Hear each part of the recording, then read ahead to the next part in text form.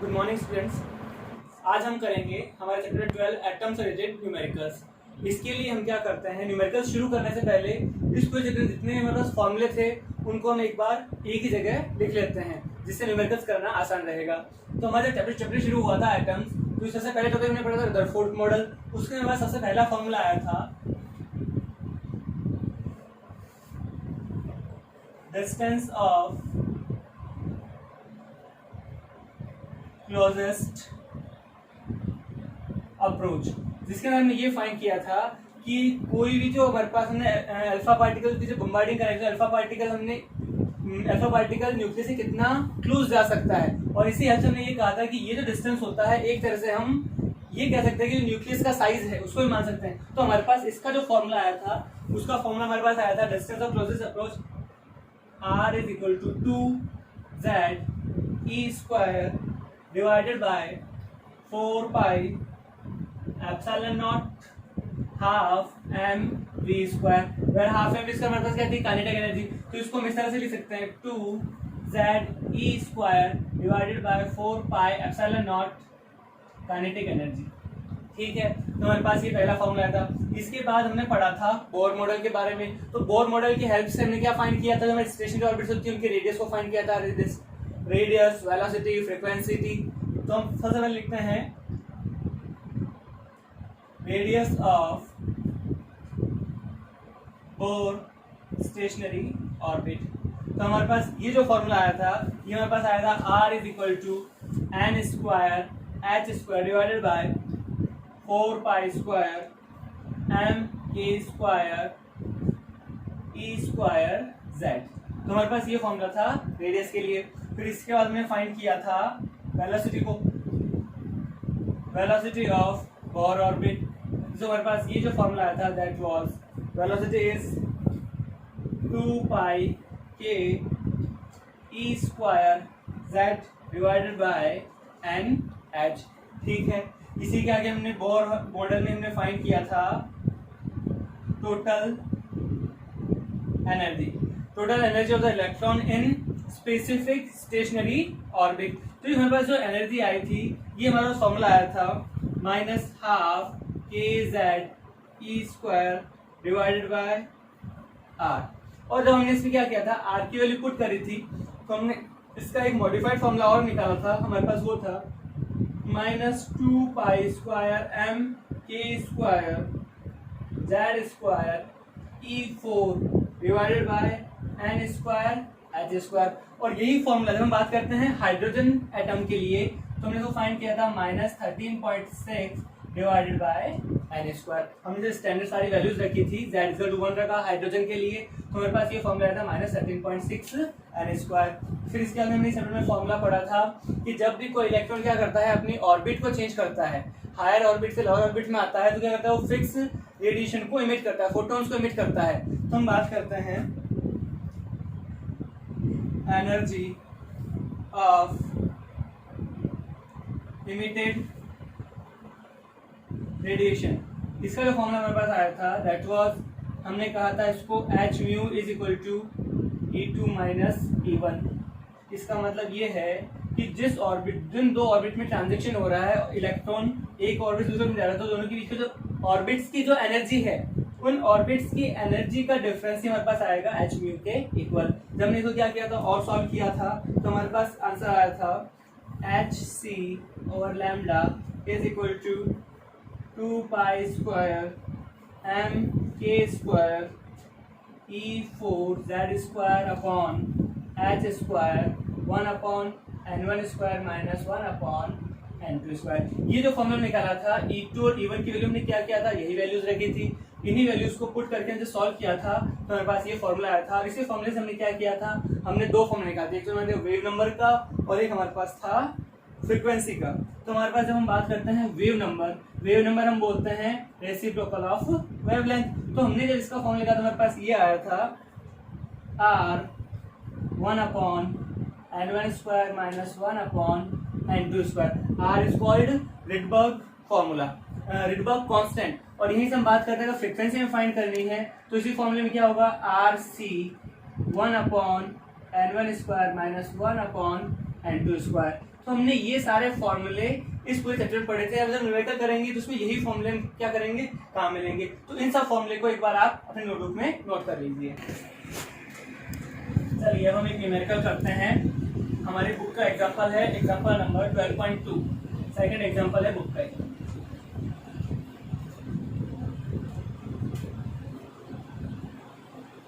Example 12.2।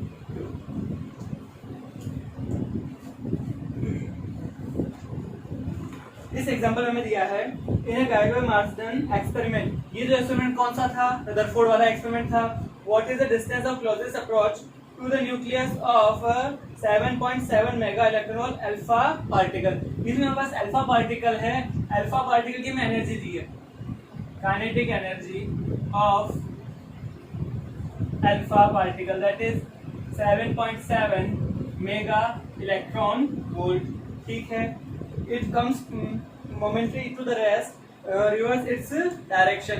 इसमें हमें क्या करना है, हमें इसके लिए फाइंड करना है कि हमारे पास ये जो अल्फा पार्टिकल है इसके लिए हमें फाइंड करना है डिस्टेंस ऑफ क्लोजेस्ट अप्रोच। हमें r फाइंड करना है। हम जानते हैं r का फॉर्मूला हमारे पास आता है 2ze² divided 4πε half mv square. और ये जो हाफ mv स्क्वायर वास्तव में काइनेटिक एनर्जी है। तो इस क्वेश्चन कई बार हमें हो सकता है कि आपको वेलोसिटी दी जाए, इसकी हेल्प से हम ये वाला फॉर्म लगाएंगे, लेकिन हमें क्या दिया है, डायरेक्ट काइनेटिक एनर्जी दी है, तो ये वाला फॉर्म अप्लाई करेंगे that is twice ze² divided by 4πε0 kinetic energy.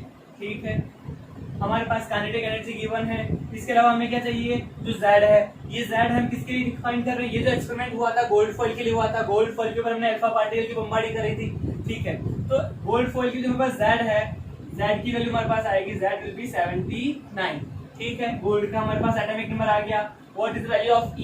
E है हमारे पास charge on electron, that will be 1.6 into 10⁻⁻19 coulomb.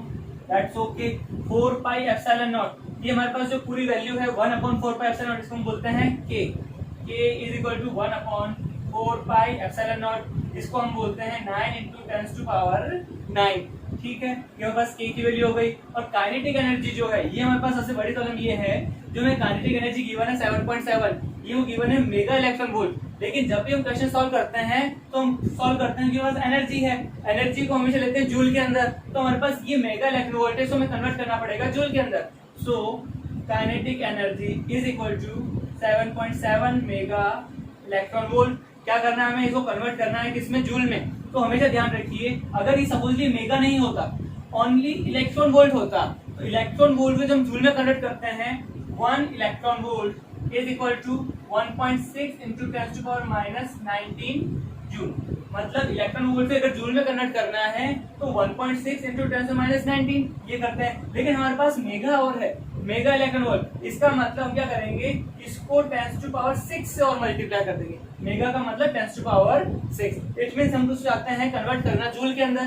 First of all 7.7 mega के हमारे पास आएगा 10⁻6। ठीक है, इलेक्ट्रॉन वोल्ट को जूल में कन्वर्ट करना है, इसके लिए हमारे पास आएगा 1.6 into 10⁻⁻19। तो ये जो पूरी वैल्यू है, ये हमारे पास वैल्यू आ जाएगी अब किसके अंदर, जूल के अंदर। ठीक है, 7.7 into 1.6, ये हमारे पास होगा 12.32।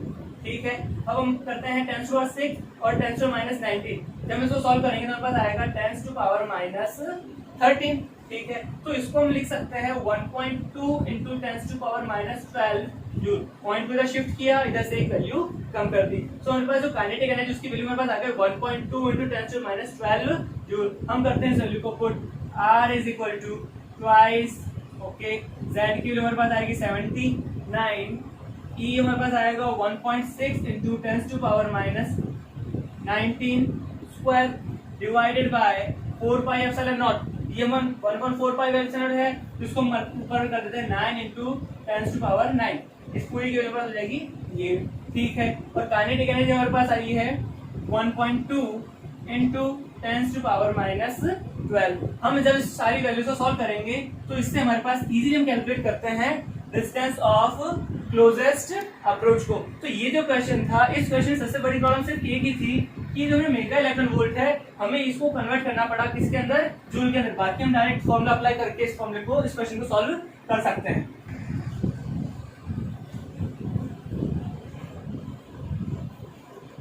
अब हम करते हैं हमारा सेकेंड एग्जाम्पल, जो हम करेंगे एग्जाम्पल 12.5।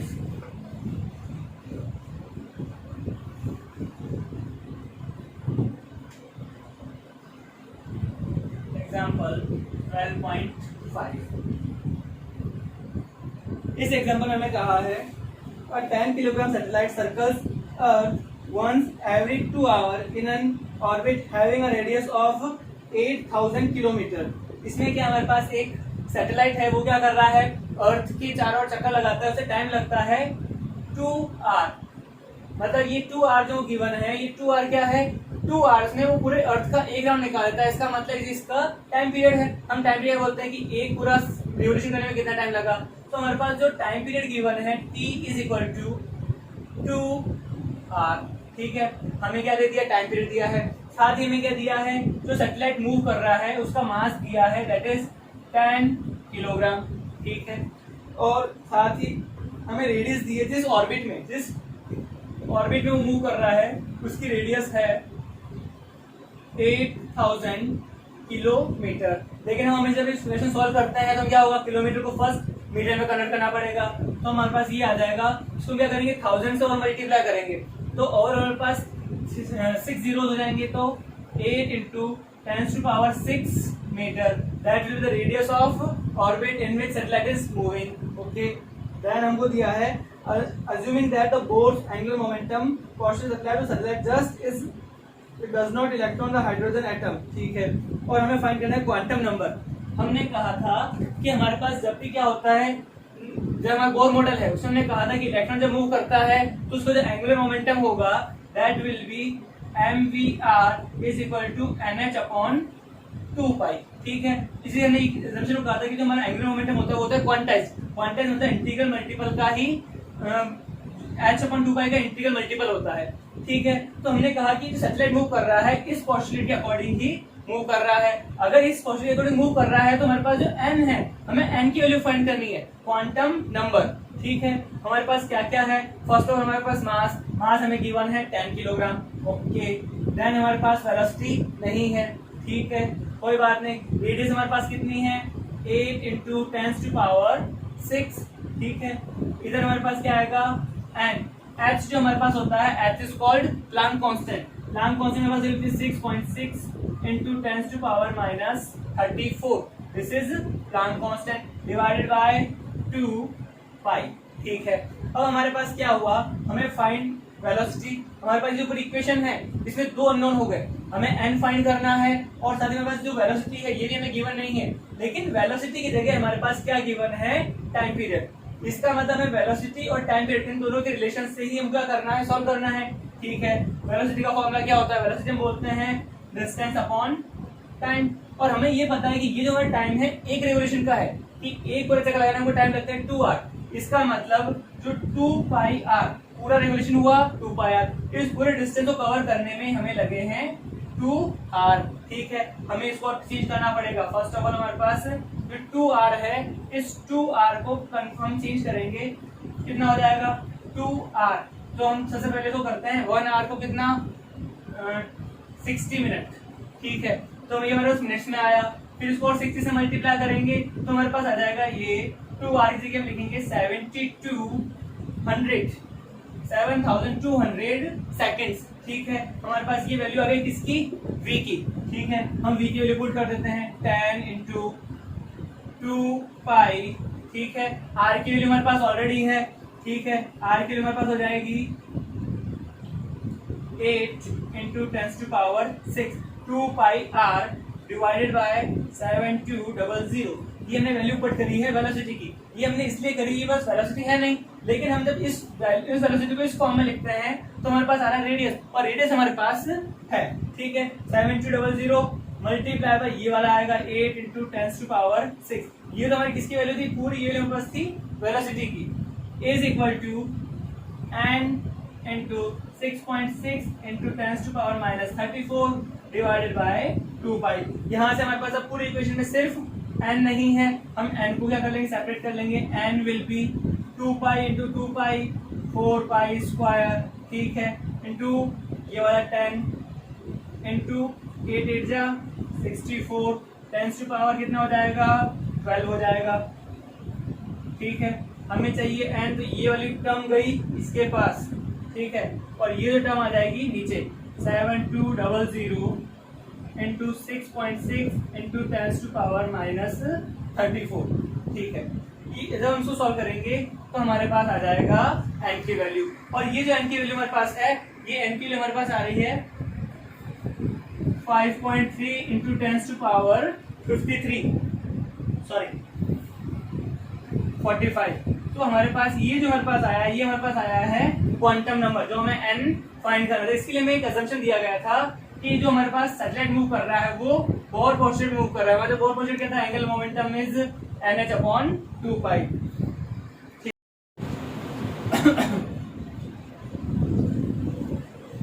अब हम करते हैं इसका नेक्स्ट एग्जांपल, एग्जांपल नंबर 12.6।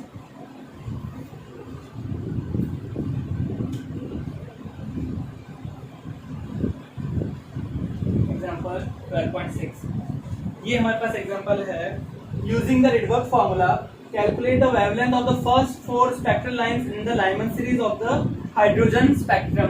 हम बोलते हैं लाइमन सीरीज कब आती है, लाइमन सीरीज हमारे पास आती है जब भी क्या है, कोई इलेक्ट्रॉन क्या होगा फर्स्ट ऑर्बिट में आएगा। फर्स्ट ऑफ ऑल हमारे पास क्या है, अगर हमारे पास ये न्यूक्लियस है, ये हमारी फर्स्ट ऑर्बिट, ये हमारी सेकंड ऑर्बिट, थर्ड ऑर्बिट, तो हम कहते हैं कि जब भी इलेक्ट्रॉन किसी हायर ऑर्बिट से फर्स्ट ऑर्बिट के अंदर जंप करता है तो हमारे पास बोलते हैं लाइमन सीरीज। तो हमारे को चाहिए फर्स्ट 4 लाइमन सीरीज के लिए हमारे पास आएगा फर्स्ट 4 स्पेक्ट्रल लाइन, ये हमारे पास आएगी फर्स्ट, सेकंड से आप फर्स्ट में आए, आप हो सकता है थर्ड से फर्स्ट में आए, फिर हमको फाइंड करना है फोर्थ से फर्स्ट में आए, फिर लास्ट हमारे पास आएगा फिफ्थ से फर्स्ट में आए। इसका मतलब हमको ये 4 स्पेक्ट्रल लाइंस फाइंड करनी है लाइमन सीरीज की, और हमको दिया हुआ है हाइड्रोजन स्पेक्ट्रम के लिए। हमको यूज करना है रिडबर्ग फॉर्मूला। फर्स्ट हम लिखते हैं रिडबर्ग फॉर्मूला क्या होता है। रिडबर्ग फॉर्मूला में कहा था कि इमीडिएट जो एनर्जी होती है वो हमारे पास होता है h mu = डेल्टा E। हमने इसको सॉल्व किया, हमारे पास आया था hc/λ = 2π² mk² E4z² divided by h² 1/n1² minus 1/n2²। ठीक है, फर्स्ट ऑफ ऑल हमने क्या है, इसको सॉल्व कर लेते हैं। हमने क्या अगर k के लिए रखते हैं, और फर्स्ट ऑफ ऑल हमारे पास अगर बात करते हैं z, तो हमारे पास हाइड्रोजन स्पेक्ट्रम में z की वैल्यू हो जाएगी 1।